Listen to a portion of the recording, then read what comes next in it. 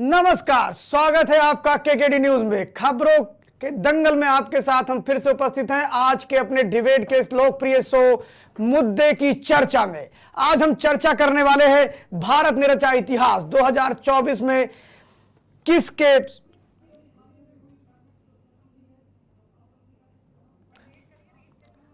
भारत ने रचा इतिहास 2024 किसके लिए होगा खास। इस मुद्दे पर आज हम डिबेट करने के लिए उपस्थित हुए हैं। हमारे साथ कई मेहमान जुड़े हुए हैं। उससे पहले मैं बताना चाहूंगा कि अभी कल ही चंद्रयान जो हमारा गया उसको लेकर के पूरी दुनिया भर में जिस प्रकार का वातावरण बना, भारत सहित पूरे दुनिया भर से कई राष्ट्राध्यक्षों ने हमारे प्रधानमंत्री, हमारे देश के वैज्ञानिकों को बधाई संदेश दिया। वहीं पर भारत के अंदर भी वो उल्लास, वो हर्षोल्लास था जिसकी आप कल्पना नहीं कर सकते हैं। इसी उल्लास के बीच में कई तरह तरह के बयान आए, लेकिन उसमें से एक बयान ये आया राजनीतिक हलकों में, सभी राजनीतिक दल में, सत्ता पक्ष में बैठे हुए राजनीतिक दल और विपक्ष में बैठे राजनीतिक दल में इस बात की होड़ लग गई है कि यह अभियान किसके लिए फायदेमंद है और इस अभियान की श्रेय लेने के लिए दोनों ही पार्टियों में मारधाड़ शुरू हो गई है। हम आपको बताना चाहेंगे कि जहां एक तरफ भारतीय जनता पार्टी शासित गठबंधन दल और दूसरी तरफ विपक्ष में कांग्रेस पार्टी ने सीधे कहा है कि यह नेहरू जी की देन है।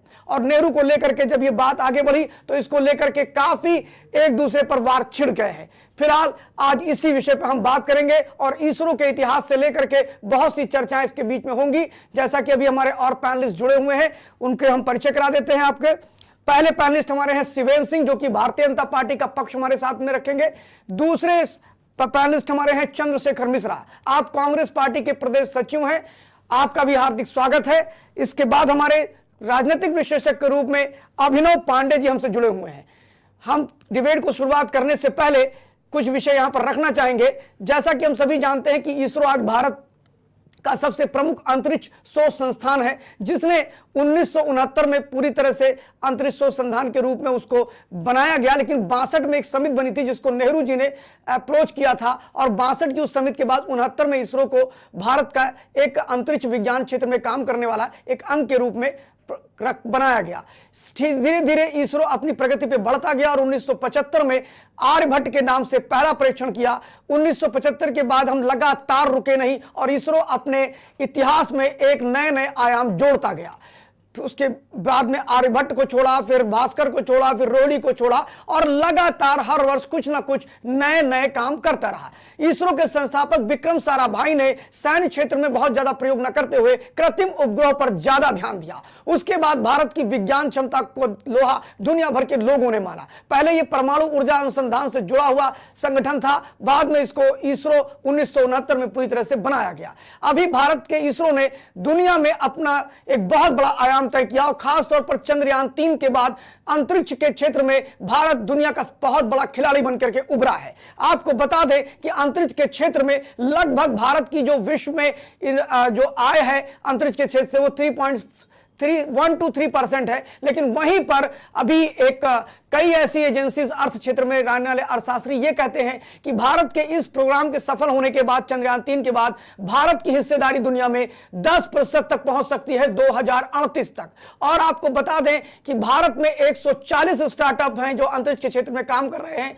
इसरो के चंद्रमा पर उतरने के बाद उन 140 स्टार्टअप को बूस्टर मिलेगा और बहुत से लोग उसमें पैसा और फंडिंग देने का काम करेंगे। आपको बताएं कि इसरो एक के बाद एक नए आयाम लिखता चला आया है। इसरो के पास एक सबसे बड़ी क्वालिटी यह है कि इसरो सबसे सस्ता अपना मिशन पूरा करता है, चाहे वो चंद्रयान प्रथम रहा हो या चंद्रयान 2 रहा हो या चंद्रयान 3। चंद्रयान 3 की लागत चंद्रयान 2 से भी कम रही। आपको बताएं कि इसरो अपने आप में इतना महत्वपूर्ण क्यों है। मंगलयान को जो हमने भेजा था वो आजकल की जो फिल्में हैं आदि पुरुष और सब, इनके भी बजट से कम है। आपको बताएं कि अभी जो चंद्रयान 3 गया है उसका भी बजट बहुत ही लो रहा, 616 करोड़ का। लेकिन मैं कहना चाहूंगा कि इसरो का जो ये मिशन हुआ है वो 616 करोड़ का नहीं, वो अरबों खरबों करोड़ का है हमारे उन भारत के वैज्ञानिकों का, जिन्होंने अपना दिन रात एक कर दिया, इस मिशन के लिए अपना सब कुछ निछावर कर दिया और भारत माता के तिरंगे को दुनिया में वो सम्मान दिया जिसकी हम भारत का प्रत्येक नागरिक बिना किसी भेदभाव के कल्पना करता है। इस डिबेट को हम आगे बढ़ाते हैं और सबसे पहले हम चलते हैं कांग्रेस के प्रवक्ता चंद्रशेखर मिश्रा जी के पास। कांग्रेस के प्रदेश सचिव चंद्रशेखर मिश्रा जी हमारे साथ जुड़े हुए हैं। चंद्रशेखर जी, आपको मेरी आवाज आ रही? जी जी, आपको मेरी आवाज मिल रही है? हाँ, अब मिल रही है। चंद्रशेखर जी, मेरा यह कहना है कि चंद्रयान-3 की बधाई पूरी दुनिया हमें दे रही है, पूरे देशवासी भारत के वैज्ञानिकों को दे रहे हैं और भारत का मान स्वाभिमान बढ़ा है। लेकिन सबसे बड़ी बात यह है कि चंद्रयान-3 की कामयाबी के बाद अचानक कांग्रेस पार्टी ये क्लेम करने लगी है कि यह उपलब्धि नेहरू जी की है और कांग्रेस पार्टी की है। देखिए, ये कांग्रेस पार्टी नहीं, ये सारा देश और विश्व जानता है कि शुरुआत कहां से हुई। नेहरू जी को जब हिंदुस्तान मिला था 200 साल की गुलामी के बाद, यहां सुई भी नहीं बनती थी और उन्होंने 1946 में ही विजन कर लिया था। 1962 में मूर्त रूप आया, 69 में जैसा कि आपने बताया क्रमशः सतत विकास हुआ इसका।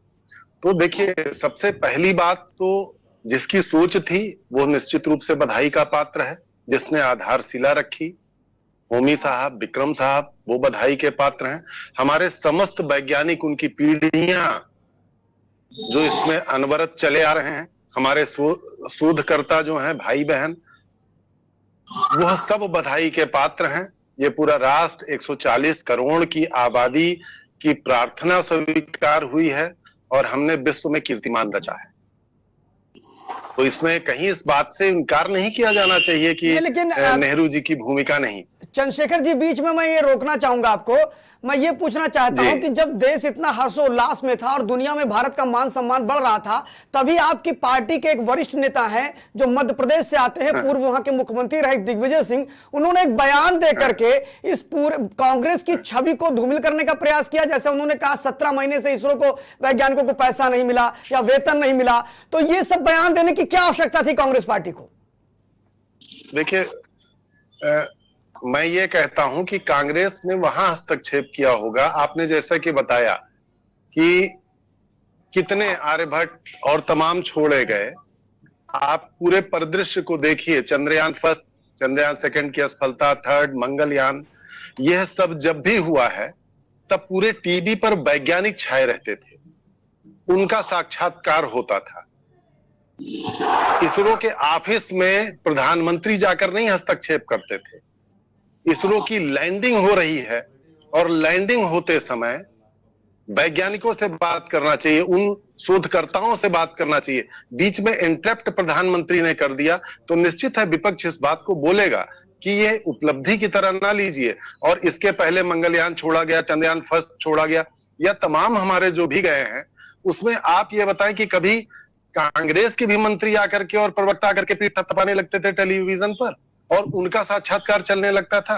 देखिए, शुद्ध रूप से बात होनी चाहिए। कोई डॉक्टर, ऑपरेशन, कोई भारतीय जनता पार्टी से जुड़े हमारे शिवेंद्र सिंह जी हैं, मैं शिवेंद्र जी से कहूंगा कि शिवेंद्र जी, मैं पूछना चाहता हूं कि जिस प्रकार चंद्रयान-2 गया, चंद्रयान-3 क्षमा करिएगा, और चंद्रयान-3 के बाद कांग्रेस पार्टी ने जिस प्रकार हमला किया और कहा कि इस अभियान की पूरी जो श्रेय है वो कांग्रेस पार्टी के नेताओं को जाता है, नेहरू जी को जाता है, पूर्व प्रधानमंत्री को, और जिस प्रकार 17 महीने से वेतन नहीं मिला, इसकी चर्चा करी गई। और अभी एक बड़ा आरोप लगाया कि वहां पर जब बैठे हुए थे, यानी जब ये लैंडिंग प्रोसेस पूरा चल रहा था, तो प्रधानमंत्री जी ने बीच में क्यों आए? इन तीनों प्रश्नों का कृपया उत्तर दें।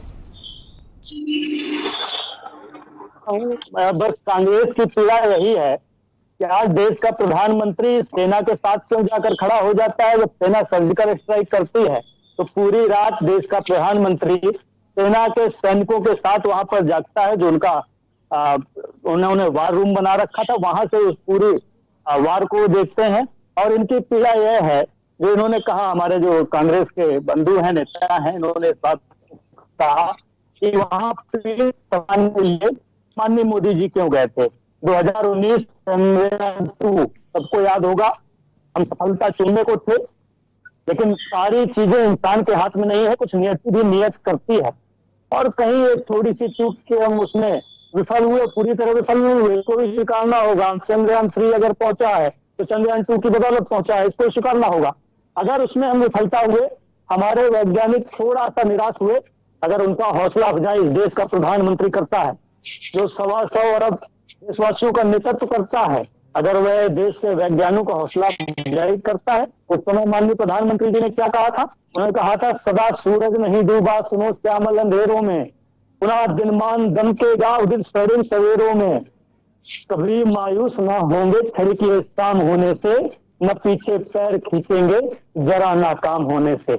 और उनकी यह दृढ़ संकल्प शक्ति थी, उन्होंने उन वैज्ञानिकों का हौसला बढ़ाया और वह हौसला ही था कि 2019 में और 2019 के बाद तुरंत 2023 तक हम पूरा तैयार हो गए और चंद्रयान 3 हमने लॉन्च कर दिया और उसका सफल परीक्षण आज दुनिया ने देखा है कि चंद्रयान भारत का चांद पर पहुंचा है और ऐसे स्थान पर पहुंचा है जहां दुनिया का आज तक कोई भी, चाहे रूस हो चाहे अमेरिका हो, सोवियत संघ हो, दिग्विजय सिंह जी कह रहे हैं कांग्रेस के नेता कि 17 महीने से इसरो के लोगों को वेतन नहीं मिला, वैज्ञानिकों को। दिग्विजय सिंह क्या बोलते हैं वो उनका कोई बहुत मायने नहीं रखता है।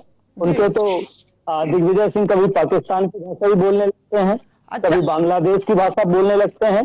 तो ये कांग्रेस के लिए मुझे लगता है कोड की तरह है। दिग्विजय सिंह, इसको कांग्रेस को स्वीकार कर लेना चाहिए। कई बार ये मेरे प्रवक्ता बैठे हुए हैं कांग्रेस के, इनको स्वीकार करना चाहिए कि कई बार दिग्विजय सिंह जी के बयानों से कांग्रेस के तमाम नेताओं को आकर उनके बचाव के लिए सामने आना पड़ा है। अगर मैं बयानों पर जाऊंगा तो बहुत सारे उनके बयान हैं जिसने पूरे देश को पीड़ा पहुंचाई है और कांग्रेस को भी नुकसान पहुंचाया है। अभिनव जी जी राजनीतिक विश्लेषक हमारे साथ अभिनव जी हैं। अभिनव जी, मैं पूछना चाहूंगा कि ये तो एक हर्षोल्लास का विषय है, भारत ने एक कदम आगे बढ़कर के विश्व में अपना डंका बजाया है। और द्विवेदी जी जी जी बीच में विघ्न डाल रहा हूं, मेरी बात स्पष्ट हो जाए। सिंह साहब जो बोल रहे थे क्लियर होना चाहिए। देखिए, कोई ऑपरेशन जब होता है तो जब ऑपरेशन संपूर्ण हो जाता है बधाई तब दिया जाता है। चंद्रयान का वह पार्ट 600 मीटर चंद्रमा के तल से दूर था और उससे पहले प्रधानमंत्री उस हैंडल पर आ जाते हैं और अपना भाषण देने लगते हैं। क्या इसके पूर्व में ऐसा हुआ? नंबर 1। और अगर सेना के साथ खड़े हो सकते हैं, इसरो में खड़े हो सकते हैं, तो मणिपुर में क्यों नहीं खड़े हुए? बात आप दिग्विजय सिंह पर, जब सब जगह खड़े हो भाई, दुख में भी खड़े हो, 80 दिन तक मणिपुर में खड़े होने का साहस नहीं हुआ? जहां उपलब्धि लेना है, सीना के बीच फोटो खिंचाना है, वहां आप खड़े हो जाते हो, और जहां चीजें खराब हो रही हैं वहां आप एक शब्द नहीं बोलते हो। खड़ा होना तो दूर की बात है, 600 मीटर तल से दूर था और बीच में इन्होंने इंटरप्ट कर लिया। और यही नहीं, आपने भी पढ़ा होगा कि इतने लाख लोग देख रहे थे और प्रधानमंत्री जी का पदार्पण होता है उसपे और तुरंत कितने लाख लोग घट जाते हैं। नहीं, लेकिन मैं नहीं, ये राष्ट्र कह रहा है, ये वैज्ञानिकों की उपलब्धि है। चंद्रशेखर जी मैं ये कह रहा हूँ, चले अब आप आगे बोलो। चंद्रशेखर जी, मैं ये कह रहा हूं कि क्या प्रधानमंत्री जो है वो भारत के प्रधानमंत्री है, पहली चीज। दूसरी चीज, हमारे उनका विशेषाधिकार है कि वो आ सकते हैं। भारत की एक लोकतांत्रिक जनता ने उन्हें चुन करके प्रधानमंत्री चुना है। आप क्या चाहते हैं वहां किसको, कौन एड्रेस करता है? आप बताइए, किसको एड्रेस वहां करा दिया जाए? क्या विपक्ष के नेता को एड्रेस कराया जाए या वहां पर जो चीनी मीडिया टाइप के लोग हैं उनका इंट्रोडक्शन कराया जाए? देश का प्रधानमंत्री ही उन्हें संबल दे सकता है। रही बात, अभी आपने कई प्रश्न उठाए, उसका उत्तर शिवेन जी देंगे, लेकिन पहले अपने राजनीतिक विश्लेषक के पास चलते हैं। अभिनव जी सर। अभिनव जी, अब मेरा मानना है कि जब देश बड़े कीर्तिमान रचता है तो उस कीर्तिमान में खलल नहीं पड़नी चाहिए, और राजनीतिक दल जब श्रेय लेने का होड़ लेते हैं तो कई ऐसी चूक भी करते हैं जब देश के बड़े आयाम पर वो करते करते कभी संस्थाओं को चोट पहुंचाते हैं और कभी कभी संस्था के नाम पर प्रधानमंत्री पद पर भी वो आरोप लगाना प्रारंभ कर देते हैं। मैं सिर्फ आपसे इतना प्रश्न करना चाहता हूं कि पहली चीज कि क्या प्रधानमंत्री का वहां पर बोलना गलत था? दूसरी चीज, कांग्रेस पार्टी का ये श्रेय, ये राजनीतिक आपाधापी बनाना और राजनीतिक रूप से एक दूसरे का श्रेय लेना, क्या ये जायज है? तीसरी चीज, 2024 में क्या इसका लाभ इन दोनों में से किसी को मिलेगा? सर, प्रथम तो मैं इसरो को बधाई दूंगा जी कि आज हम चांद तक पहुंचे और पूरे वर्ल्ड में, पूरे विश्व में हमने अभी एक नया कीर्तिमान स्थापित किया जी। दूसरी बात, मेरा मानना है कि कहीं भी एक प्रधानमंत्री का बधाई देने के लिए उसका क्रेडिट लेना, उसका श्रेय लेने की कोशिश करना गलत नहीं है। ठीक है, उन्हीं के शासनकाल में इसरो इस मुकाम तक पहुंच पाया। कहते हैं कि बढ़ावा देने से ही किसी को बढ़ावा मिलता है। प्रधानमंत्री जी ने मेहनत किया, परंतु मेरा कहना एक बात और है, अगर प्रधानमंत्री जी एक साइंटिस्ट का, वैज्ञानिक का श्रेय अपने साथ ले सकते हैं तो कहीं ना कहीं हमें नेहरू जी को, इंदिरा गांधी जी को भी बधाई देनी चाहिए, बिल्कुल, जिन्होंने जी, जैसे इन्होंने इसरो जैसे मतलब अंतरिक्ष अंतरिक्ष विभाग को 1969 में गठन किया और 1972 में इसरो का नाम दिया। एक बड़ी सोच के तहत इन्होंने अपना काम शुरू किया। वो धीरे धीरे आज हमारा देश जब मोदी जी प्रधानमंत्री जी को दिया गया तो 2014 में हम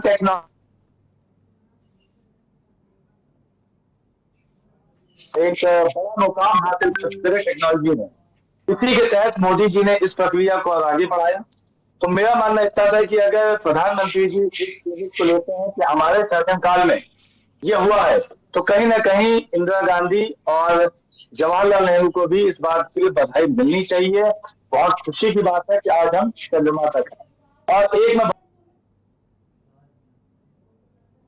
राजीव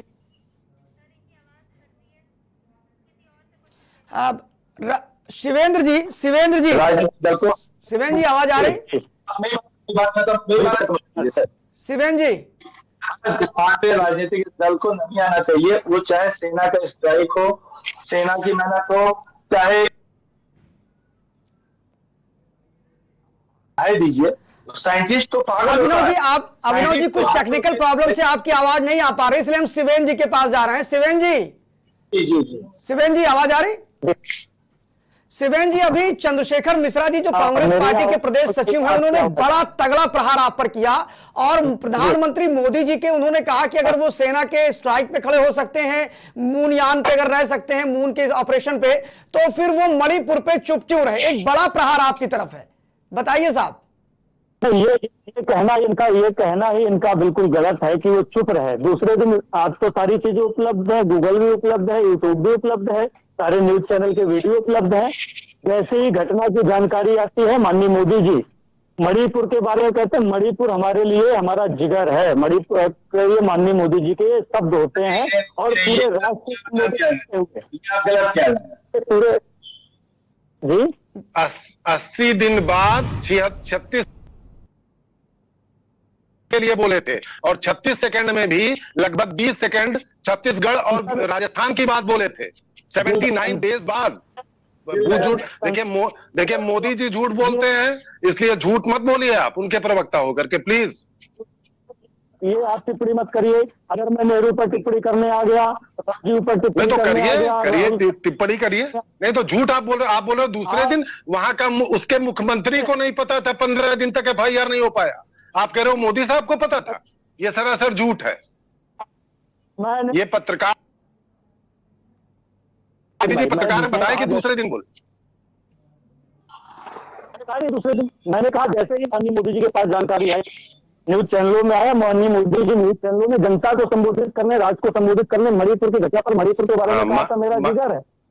माननीय मोदी जी को 600 मीटर तल से दूर है जानकारी आ जाती है और 79 डेज तक जानकारी नहीं आती है। वाह साहब, बहुत बढ़िया अमृतकाल चल रहा है। आप बोल रहे थे मैं चुप। कांग्रेस के साथ समस्या यह है कि बौखलाई हुई है। इसके चाहे कांग्रेस पार्टी हो, चाहे उसके नेता हो, चाहे प्रवक्ता हो।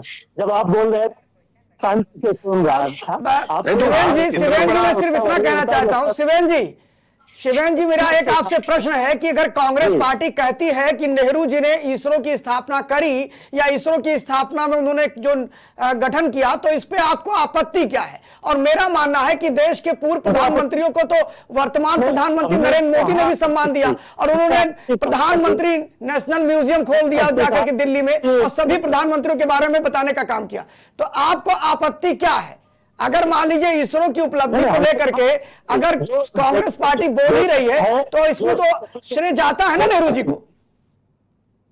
आप सुनिए ना मेरी बात। मैं कहा इस चीज को, कौन भारतीय जनता पार्टी के कौन से वक्ता ने, कौन से प्रवक्ता ने इस बात को इग्नोर किया है, इस बात को डिनाई किया है कि इसरो की स्थापना नेहरू जी के समय नहीं हुई। सच को स्वीकारना चाहिए।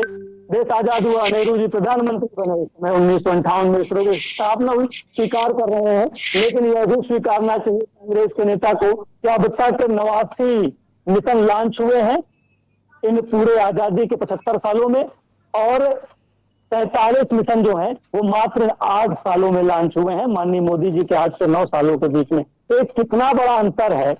अंतरिक्ष के क्षेत्र में किसी सरकार ने कितना काम किया, ये आंकड़े बताते हैं, गूगल बताता है।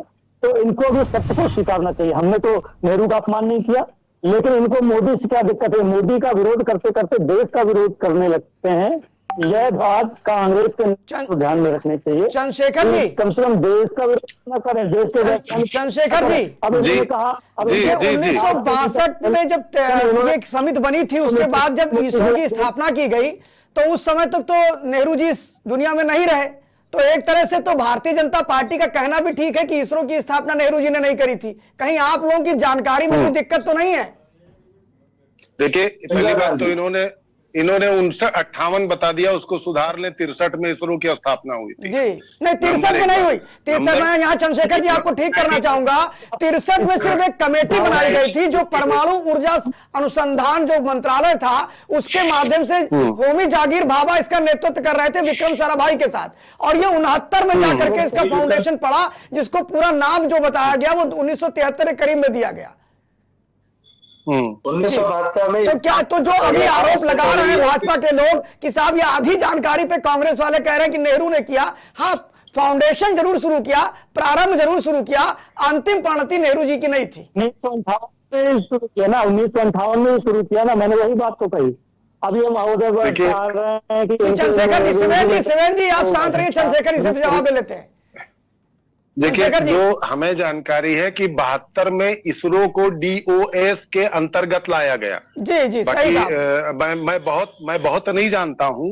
1973 में इसरो को DOS के अंतर्गत लाया गया। किसी चीज को अगर किसी चीज के अंतर्गत लाया गया यानी उसके पूर्व में वो अपने अस्तित्व में आ चुका था। मुद्दा ये नहीं है। देखिए, मुद्दा ये है कि भारतीय जनता पार्टी के मित्र ये सुन लीजिए कि मैं मोदी जी का इस तरह विरोधी नहीं हूं कि मैं बौखला जाऊं, लेकिन संसद का उद्घाटन होता है, आप राष्ट्रपति का नाम नहीं लोगे। इतना बड़ा घटनाक्रम होता है, आप अपने पूर्व प्रधानमंत्रियों का जिनका सहयोग रहा उनका नाम नहीं लोगे। वैक्सीनेशन होता है, आप गली गली पर thank you Modi ji vaccine लगाने के लिए यह लगाओगे, सारी उपलब्धि स्वयं ले लोगे। यह गलत है मित्र। इस सरकार के आने से पहले चंद्रशेखर जी, वैक्सीन का तो आप लोग विरोध कर रहे थे और आप संसद भवन बनने का विरोध कर रहे थे, बल्कि वैक्सीन संसद भवन बनने के लिए आप ही की पार्टी की मीरा कुमार जो लोकसभा अध्यक्ष थी उन्होंने प्रारंभ करा था। द्विवेदी जी, एक चीज पहले क्लियर होने दीजिए, मैं इनको ये बता दूं कि विरोध कहां। विरोध ये है कि आप उपलब्धि लें, लेकिन कहने का मतलब है कि अपने अतीत को, लोगों को, जैसे मोदी जी को लोगों ने समझाया तो उन्होंने कहा कुछ नहीं हुआ 70 साल में। तो एक लेखक ने, पत्रकार ने कहा कि 70 साल में यदि कुछ नहीं हुआ तो यानी आप पीढ़ियों को गाली दे रहे हैं कि 70 साल से कुछ। इस चीज को कहना चाह रहा हूं, उनका कोई विरोध नहीं है। दूसरी बात, वैक्सीन का हमने विरोध नहीं किया था। जब वैक्सीन 612 रुपए 800 रुपए पर बेचे जाने की बात हुई थी, इसका विरोध हमने किया था। हम अखिलेश यादव की तरह ये नहीं बोले थे कि हमने नहीं लगवाया। नहीं, आपके नेता जो राहुल गांधी है वो बार बार भारत सरकार पर दबाव बना रहे थे कि चाइनीज वैक्सीन को इंपोर्ट कर लिया जाए। बार बार वो कह रहे थे कि भारत में वैक्सीन जल्दी से नहीं बनेगी। इसके अलावा पूरे कोरोना काल में अफरा तफरी की स्थिति, लोगों में भ्रम फैलाने के लिए कांग्रेस पार्टी रोज कोई ना कोई ऐसे बयान दे रही थी। नहीं, कोई बयान, वैक्सीन का हमने विरोध नहीं किया है। किसी का स्टेटमेंट आप नहीं दिखा सकते हैं कि कोई ऐसा विरोध हुआ हो। और सवाल आपने क्या किया था, ये तो मैंने भाई को क्लियर कर दिया कि हम विरोधी नहीं है, लेकिन आप कोई भी कार्य करें, जैसे संसद का उद्घाटन था तो राष्ट्रपति महामहिम को बुलाना चाहिए। संसद भवन जब बन रहा था तो भी तो कांग्रेस पार्टी के लोग जाकर के सुप्रीम कोर्ट पहुंच रहे थे। हाँ, बिल्कुल जा रहे थे। इसलिए जा रहे थे कि आप बताएं, आपने तो कक्षा 6 में पढ़ा होगा कि संसद 3 चीजों से मिलकर बनता है, राज्यसभा, लोकसभा, राष्ट्रपति। आप एक शख्स को काट दे रहे हो 33%, बुला ही नहीं रहे हो। तब हम गए कि भैया बुलाना चाहिए उनको। अरे बुलाने के लिए आप कोर्ट नहीं गए थे, आप संसद भवन नया ना बने इसके लिए कोर्ट गए थे, और वो भी एक बार नहीं 3 बार गए, तीनों बार आपकी पिटीशन खारिज कर दी गई। ऐसे देखिए एक बात बताएं, ऐसा नहीं कि संसद भवन ना बने, संसद भवन बने, लेकिन जिन हालात में कोविड के उस कष्ट में जो नवनिर्माण हो रहा था वो बिल्कुल शाहजहां टाइप हो रहा था, जहांगीर टाइप। तो हमें आवश्यकता कब किस चीज की थी, इस पर हुआ था।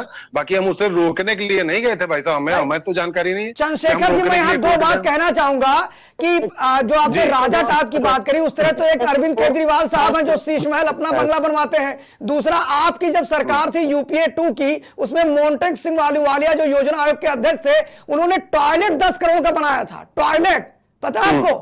10 करोड़ रुपए का टॉयलेट बनाया था। तो मेरा कहना है कि वो जो संसद भवन बन रहा था वो संसद भवन मोदी का नहीं था, वो संसद भवन देश का था और प्रत्येक मेंबर ऑफ सिद्ध तो पार्लियामेंट कर दिया कि सिद्ध तो कर दिया कि मोदी का ही है। अगर नहीं था तो राष्ट्रपति काहे नहीं बुलाया? जी हाँ, इसका जवाब दीजिए शिवेंद्र जी। अगर नहीं था, अगर मोदी जी का नहीं था तो हमारे उस महामहिम को क्यों नहीं बुलाया गया जो राष्ट्र की प्रथम महिला है, जिनका महिमा मंडित किया गया, आदिवासी है, फलाना है, ढिमका। जी बिल्कुल बिल्कुल चंद्रशेखर जी, आपकी बात का जवाब लेने से पहले हम अपने राजनीतिक विश्लेषक अभिनव पांडे जी के पास चलेंगे। अभिनव जी, जी जी जी जी अभिनव जी, थोड़ा हमारी ये जो विशेष बातचीत है मुद्दे की चर्चा में, अब ये बात यहां तक आ गई है, आपने सुना होगा चंद्रशेखर जी को। आपसे मेरा सिर्फ इतना प्रश्न है कि क्या चंद्रयान 3 जो हुआ है, इससे क्या इन दोनों पार्टियों को कोई मार्जिन मिल सकता है अगर इस पे विवाद खड़ा किया जाए तो? और दूसरा, ये विवाद करते करते संसद भवन पहुंच जा रहे हैं, विवाद करते करते और भी चीजों पे जा रहे हैं। मेरा सिर्फ इतना कहना है कि चंद्रयान 3 के बाद क्या पार्टियां इसका लाभ ले पाएंगी? मुझे ऐसा लग रहा है कि कुछ लंबे समय से जी एक क्रेडिट लेने का होड़ चल गया है जी, क्रेडिट लेने का, ये हमने किया नहीं, ये हमारे द्वारा हुआ। आप चाहे तो देख लीजिए, मेट्रो ही लखनऊ में बनी, मेट्रो हमने बनवाया, हमने चलवाया, हमने बुनियाद रखी। एक होड़ का गेम चल गया है क्योंकि जनता के बीच में कुछ समझा पाया नहीं जा रहा, जनता को बताया जा नहीं रहा। प्रेजेंट टाइम में कांग्रेस का ये हाल हो गया है कि मोदी भाजपा के नक्शे कदम पे विरोध करने तो चली है, पर विरोध का तरीका गलत है। जब तक दिग्विजय सिंह जैसे लोग कांग्रेस में हैं और जब तक स्वामी प्रसाद मौर्य जैसे लोग सपा में हैं, तो जनता को सही दिशा नहीं दे पाएंगे। विरोध करिए, पर विरोध के साथ जनता को आप समझा नहीं पा रहे हैं कि आप विरोध कर क्यों रहे हैं। आपके विरोध से देश के लोगों को ऐसा प्रतीत होता है कि आप देश के विकास के खिलाफ हैं। मोदी जी का विरोध करना एक अलग बात है, पर इसरो ने जो उपलब्धि हासिल की उस पर बधाई देना बहुत अच्छी बात थी, पर कमेंट नहीं होना चाहिए था, उस पर तंज नहीं होना चाहिए था। और 2014-24 में जनता की जी आपकी आवाज के द्वारा जी तो काम पहले किए।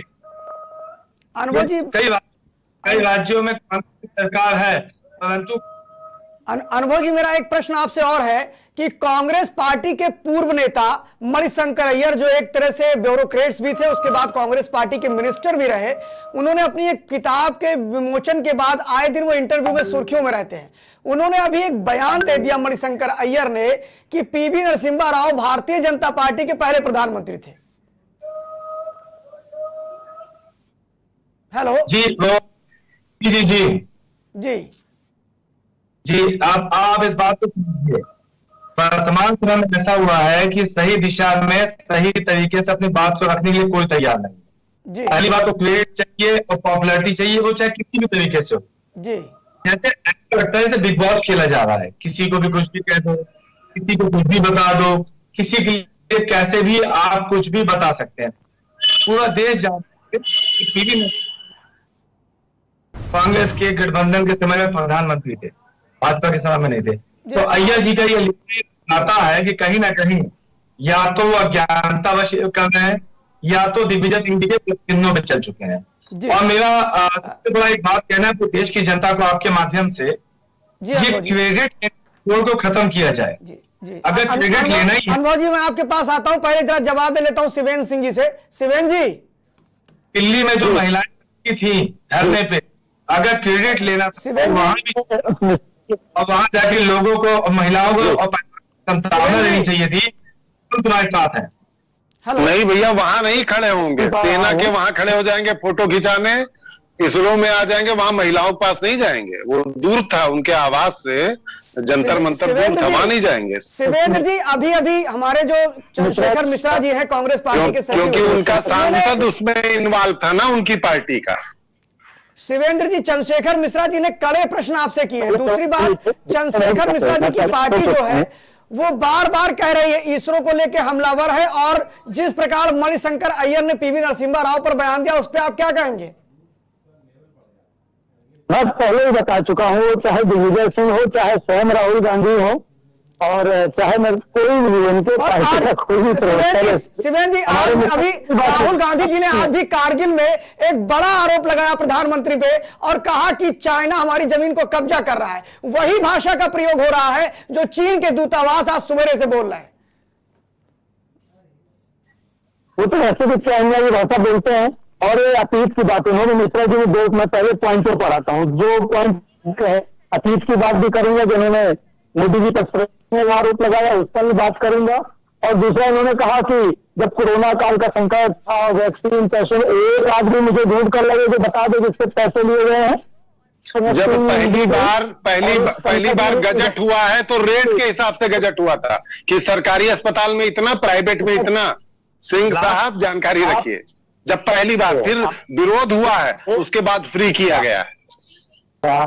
एक आदमी नहीं मिलेगा जो यह आकर कहे कि मुझसे पैसे लिए गए। ये अखबार में निकला था कि प्राइवेट अस्पताल में इतना रुपया, सरकारी में इतना।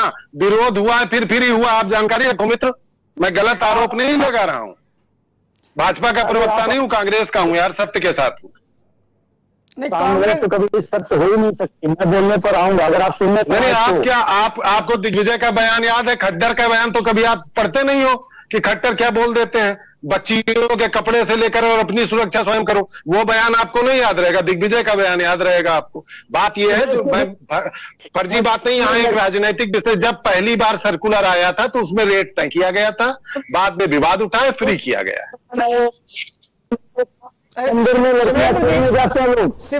मेरा इतना कहना है कि जो अभियान छेड़ा है, इस अभियान के बाद भारत को जो लाभ होने वाले हैं वो तो बहुत से होने वाले हैं, लेकिन क्या भारतीय जनता पार्टी भी इसको भुनाने के लिए जाएगी या वो अपने उन्हीं पुराने मुद्दों पर ही चुनाव लड़ेगी जिनके आधार पर 2019-2014 जीते थे?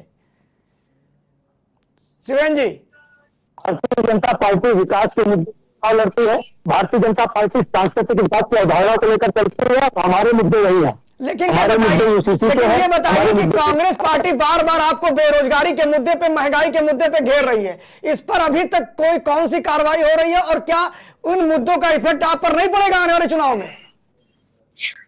देखिए, जनता सब जानती है। अब कांग्रेस के प्रवक्ता तो कुछ भी कहते हैं, आप कांग्रेस की बात, तो कांग्रेस का मतलब देश नहीं है ना। देश क्या कह रहा है, देश क्या स्वीकार रहा है, और ये देश में दिखाया। उत्तर प्रदेश में कांग्रेस कितने आरोप लगा रही थी भाई, अपने कांग्रेस इस देश की दूसरी सबसे बड़ी पार्टी है। शिवेन जी, कांग्रेस इस देश की दूसरी सबसे बड़ी पार्टी है और आपको बता दें कि जो INIDA गठबंधन बना है उसको भी लीड करने का काम कांग्रेस कर रही है, इसलिए उसको गंभीरता से तो लेना ही पड़ेगा। और देखिए, जनता सब जानती है, जनता सब जानती है। बहुत हुई महंगाई की मार अब की बार मोदी सरकार, और पेट्रोल डीजल कहां पहुंच गया, खाद कहां पहुंच गया, जनता सब जानती है कि बहुत हुआ नारी पर अत्याचार अब की बार मोदी सरकार। फिर नंगी महिलाओं का परेड निकाला जाने लगा, जनता सब जानती। शिवेन जी उत्तर दीजिए, जनता से कुछ छुपा हुआ है। शिवेंद्र जी उत्तर दीजिए आप चंद्रशेखर जी का।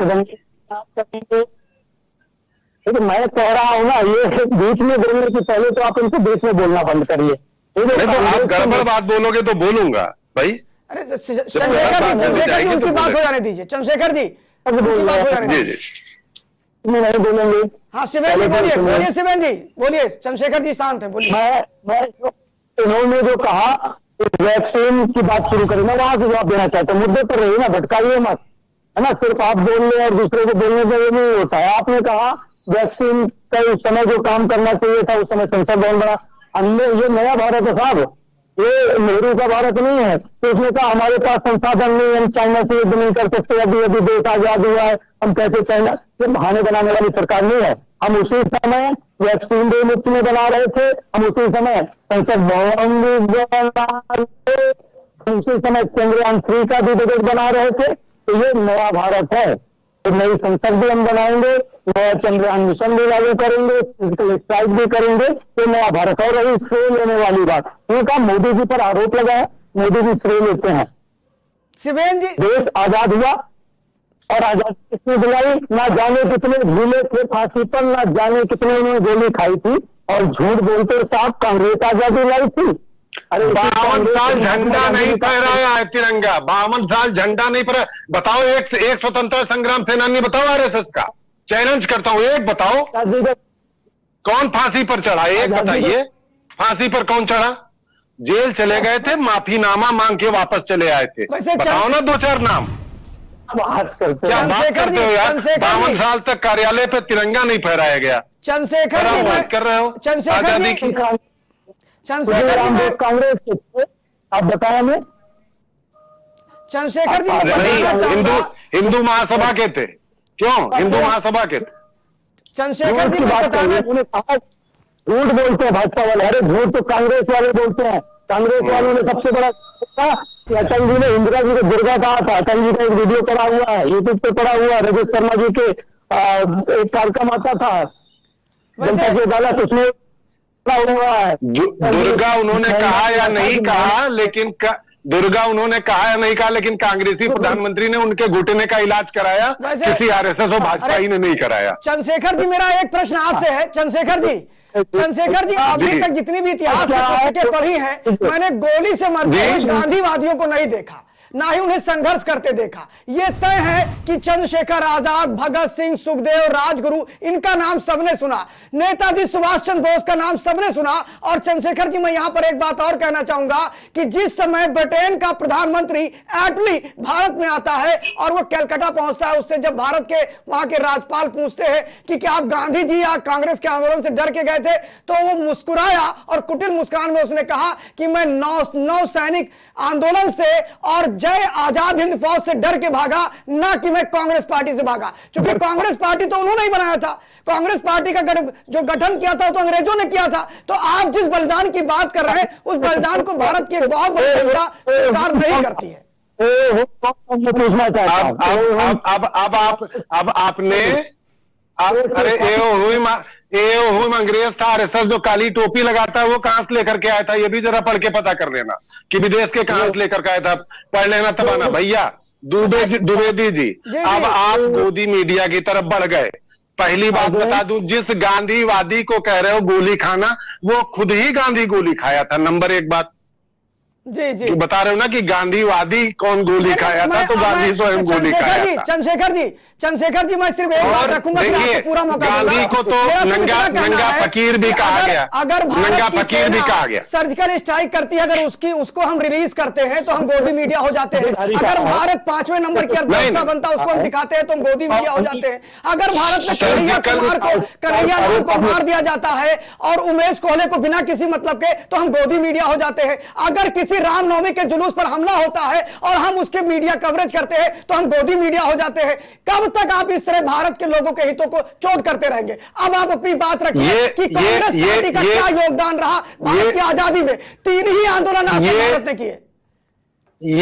ये जो आपका आक्रोश है, ये मैं सिंह साहब में देखना चाह रहा था, भारतीय जनता पार्टी के प्रवक्ता के रूप में, लेकिन वो आक्रोश आप में उतर आया। कुल मिलाकर के चीन के नंबर एक बात, अभी न्यूज क्लिक का एक बयान आया, उसमें चीनी मीडिया कहा गया। पत्रकार, आप एक पत्रकार होकर के अगर इस बात से इनकार कर रहे हैं कि कांग्रेस का राष्ट्रीय स्वतंत्रता संग्राम में क्या योगदान था, तब तो पूरी इतिहास, पूरी पुस्तक, सारी चीजें मिथ्या हैं मित्र, कि कांग्रेस का कोई योगदान ही नहीं था। फिर योगदान किसका था? सिर्फ क्रांतिकारियों का था। व्यवस्था देना, रूप देना, आवेदन देना, बैठना, सविनय अवज्ञा, ये सारी चीजें क्या थी? केवल आप दिल पे हाथ रख के चंद्रशेखर जी बताइए कि इस देश के अंदर गांधी जी ने 3 बड़े आंदोलन किए। पहला आंदोलन 1919 का असहयोग आंदोलन कहलाया। दूसरा आंदोलन गांधी जी के नेतृत्व में हुआ 1936 से 1939 के बीच में नमक आंदोलन, और तीसरा भारत छोड़ो आंदोलन। अगर इतना ही प्रबल आंदोलन था तो 1942 में अंग्रेज क्यों नहीं भाग गया? क्यों नहीं भाग गया बताइए? अंग्रेज ब्रिटेन में जो इंडिपेंडेंस एक्ट पारित किया गया, उसमें एटली कहता है कि ये हम तब भाग कर आए जब भारत की नौसेना ने हमारा विरोध किया और वहां पर आजाद हिंद फौज, नेताजी सुभाष चंद्र बोस इटली के क्या नाम है, जर्मन के हिटलर से मिल चुके थे, हमें दिक्कत थी इसलिए हम भागे। उसने कहीं नहीं जिक्र किया कि कांग्रेस के आंदोलन से हम भागे। वो तो झूठ नहीं बोलेगा ना, आजादी तो उसी ने वापस दी थी। देखिए, मूलतः हम वहीं आते हैं कि किसी भी चीज का क्रमिक विकास होता है। सवाल इस पर किसी दिन एक दिन चर्चा करिए, 2 घंटे रखिए, तब बात हो कि कांग्रेस का योगदान था कि नहीं था। और इस तरह अगर आजाद होना था तो 1857 में ही हो जाता भाई। क्रम से कोई चीज होती है मित्र, क्रम से होती है। 42 में अंग्रेज तो नहीं भागा, लेकिन 42 में हम हिंदू महासभा को भी अपने साथ नहीं ला पाए, उसने भी मेरा समर्थन नहीं किया। दिक्कत इस बात की। नहीं, उस 42 के आंदोलन में तो कम्युनिस्ट पार्टी भी आंदोलन में साथ में नहीं थी। स्टालिन ने तो जब क्या बांटा कम्युनिस्ट तो कम्युनिस्ट पार्टी क्या भारतीय जनता पार्टी को का एक बड़ा कम्युनिस्ट के नेता समकक्ष कन्हैया कुमार जो भारत के टुकड़े होंगे साथ में था, वो आपकी पार्टी का महासचिव बन गया, उसका भी कोई रोल नहीं था। क्या कम्युनिस्ट के बराबर ही भारतीय जनता पार्टी को मानते हो? नंबर 1। नंबर 2, कन्हैया कुमार ने अगर कहा कि भारत तेरे टुकड़े होंगे, तत्काल समय में तुरंत मोदी सरकार थी, उसको उठाकर जेल में क्यों नहीं डाला गया? शिवेंद्र जी जवाब क्यों नहीं डाला गया? शिवेंद्र जी जवाब दीजिए। दिल्ली पुलिस तो भाजपा के पास है, वो घूम क्यों रहा है? सवाल कांग्रेस पार्टी में क्यों घूम रहा है? उसने अपराध किया, शिवेंद्र जी, उसने अपराध किया तो उसको तुरंत जेल में क्यों डाला गया? शिवेंद्र जी आप जवाब दीजिए। चंद्रशेखर जी ने बड़ा मुद्दा उठाया है, ये छोटा मुद्दा नहीं है। तब उसको जेल में डाला जाता है। शिवेंद्र जी मैं सुन रहा हूं, इनको करिए, इनको जी। ये चंद्रशेखर जी ने बड़ा मुद्दा उठाया है कि भारतीय जनता पार्टी, कन्हैया कुमार और ऐसे जो अलगाववादी लोग हैं, जो अलगाववादियों का समर्थन करते हैं, उनको अंदर क्यों नहीं किया? अभी भी खुलेआम घूम रहे हैं, उनको गरिया रहे हैं। तब तो बुआ के साथ सरकार चलाएंगे कश्मीर में। एक ध्वज, एक निशान, एक राष्ट्र, और फिर वहां 2 ध्वज लगता है और बुआ के साथ सरकार बनाते हैं। बनाएंगे। क्या बात करते हो यार? कथनी और करनी में अंतर है, चीजें स्पष्ट नहीं है। अभिनव पांडे जी, क्यों अभिनव पांडे जी, अभिनव जी बीच में नहीं बोलेंगे, जब आप बोलते हैं सुनता हूँ। अभिनव जी, ये ठीक नहीं है। चलिए अब आप बोलिए। अभिनव अब आप जी बोलिए। जी बोलिए। देखिए, इनको ऐसा ये है कि आज यदि इनसे कोई प्रश्न करता है और सही प्रश्न करता है, या राष्ट्र हित के लिए प्रश्न करता है, राष्ट्र के लिए प्रश्न करता है, उस पर सवाल खड़े कर देते हैं। ये कभी सर्जिकल स्ट्राइक पर सवाल करेंगे, चंद्रयान जब छू गया तो उस पर इन्होंने तमाम तरीके की बातें करी, तमाम तरीके के आरोप लगाए। आपने गया ही नहीं था यार, तो आप पर अरे क्या बात करते हैं? चंद्रयान 2 का जो ऑर्बिटर मदद से, उसी की मदद से चंद्रयान 3 सफल हो पाया, ये नहीं जान रहे हैं क्या? मोदी साहब बैठ गए थे जाके, असफल हो गया था यार, मसला ही ना बैठते तो शायद चला भी जाता। बेबुनियाद बातें करते हैं आप लोग। सही है, सही बता रहा हूँ आप। ये डिबेट के देखो इस बार चंद्रयान 3। अभिनव जी हमारे राजनीतिक विश्लेषक हैं। अभिनव जी, फिर मैं कुछ बोलने लगूंगा तो आपको बुरा लगेगा। जब चाइना से युद्ध हो रहा था उस समय नेहरू जी शिकार से घर में बैठकर, अरे मोदी जी तो फिर भी सेना के साथ जाते हैं, सेना के साथ खड़े होते हैं, आपके नेहरू जी तो अय्याशी कर रहे थे, बुरा लगेगा फिर देखो भाषा की मर्यादा बनाए रखे आप लोग। आप लोगों से रिक्वेस्ट है कि भाषा की मर्यादा में बात करिए। नेहरू इस देश के आप लोग ने मेरा मर्यादा बनाया भैया। केकेडी उनका पूरा सम्मान करता है। केकेडी न्यूज किसी भी इस प्रकार की अभद्र भाषा का समर्थन नहीं करता। शिवेंद्र जी, इस प्रकार की भाषा का प्रयोग केकेडी न्यूज पे नहीं चलेगा। कुल मिला के तथ्यात्मक रूप से आप चंद्रशेखर जी को जवाब दीजिए। और मैं अभिनव जी से चाहूंगा, अभिनव पांडे आवाज आ रही है? अभिनव पांडे जी, प्रधानमंत्री प्रकार की भाषा ना बोले, ये कांग्रेस के प्रवक्ता को ध्यान रखना चाहिए। अब अभिनव पांडे जी, अभी जिस प्रकार कांग्रेस ने हमला किया, क्या आप कांग्रेस पार्टी के चंद्रशेखर मिश्रा जी ने बोला, उस पर आप क्या कहेंगे? चंद्रयान 2 पूरी तरह फेल हुआ था, झूठ फैला रहे हैं, वैज्ञानिकों की मेहनत को आप बदनाम कर रहे हैं।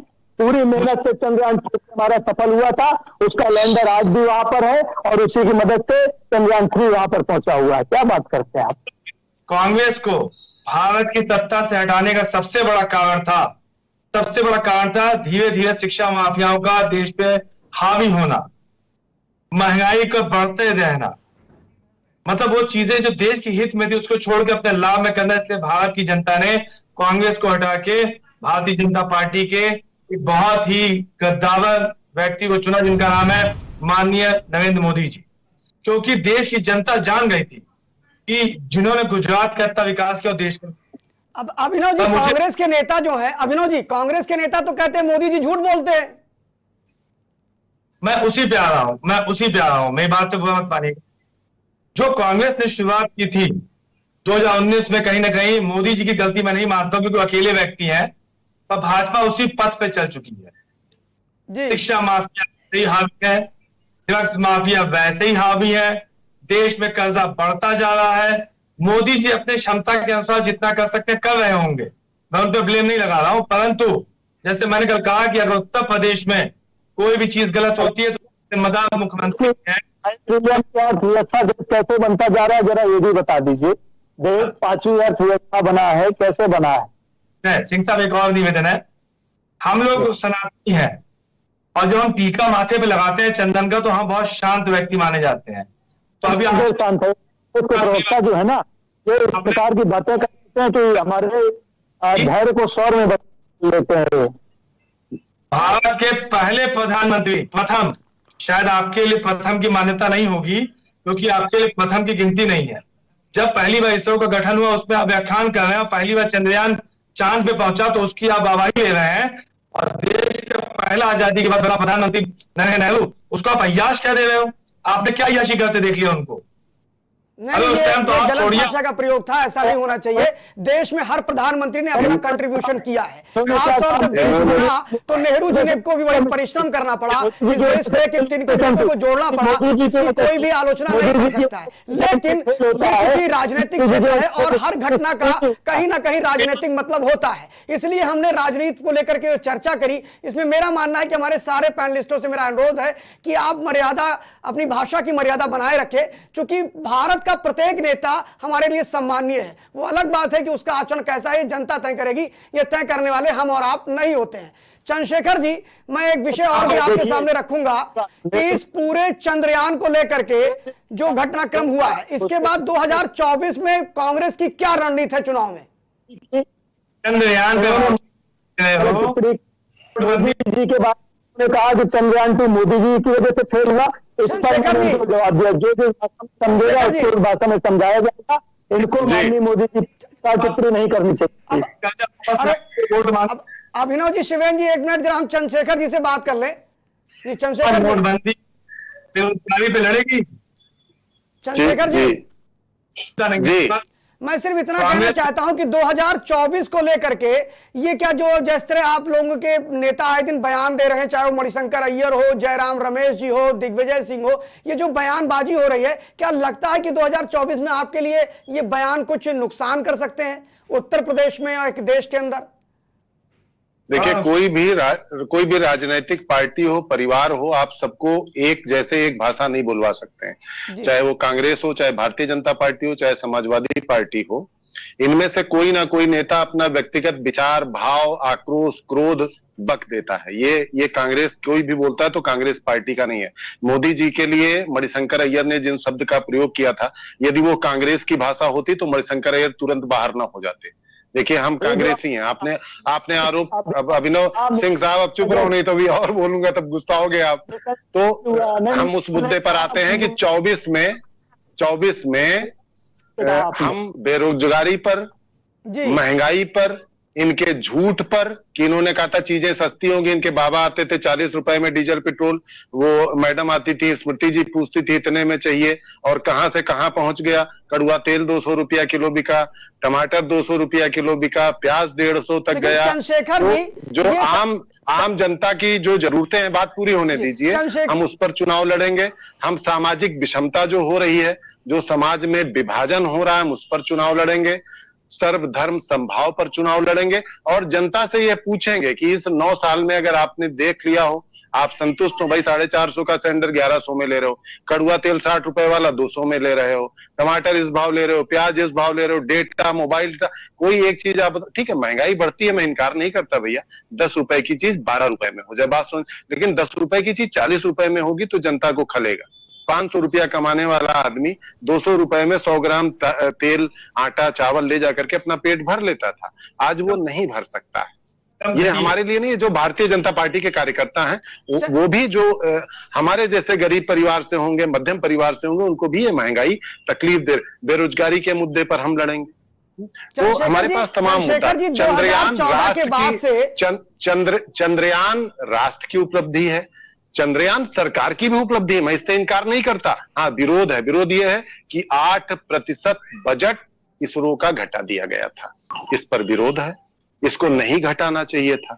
इसे बढ़ाना चाहिए था। हर राष्ट्र बढ़ा रहा है, आपने घटा दिया। उसके बाद भी वैज्ञानिकों को सलाम है कि 616 करोड़ रुपए में आपने वहां से वहां पहुंचा दिया। चंद्रशेखर जी, मैं बताना चाहूंगा कि अभी मानसून के सत्र में जो सरकार एक बिल लेकर के आई है, उसका नाम है NRF, नेशनल रिसर्च फाउंडेशन। उसमें इसरो सहित अंतरिक्ष के क्षेत्र में काम करने वाली एक नियामक बना दी गई है, निस्पाम। और वो निस्पाम मिलकर के देश में 140 स्टार्टअप चालू होने जा रहे हैं। सरकार उस पर पैसा भी खर्च करने जा रही है और उस बजट के साथ साथ सरकार प्राइवेट पार्टनर भी ला रही है। ये भी एक अच्छा काम है। लेकिन मेरे सिर्फ आपसे एक प्रश्न है कि इतने जबरदस्त मुद्दे होने के बाद भी आपको जनता ने 2019 और उत्तर प्रदेश 2022 में बाहर क्यों किया? यही मुद्दे आप हर रैली में बोल रहे थे, आपके नेता बोल रहे थे, उसके बावजूद भी जनता ने आपको क्यों नहीं जिताया?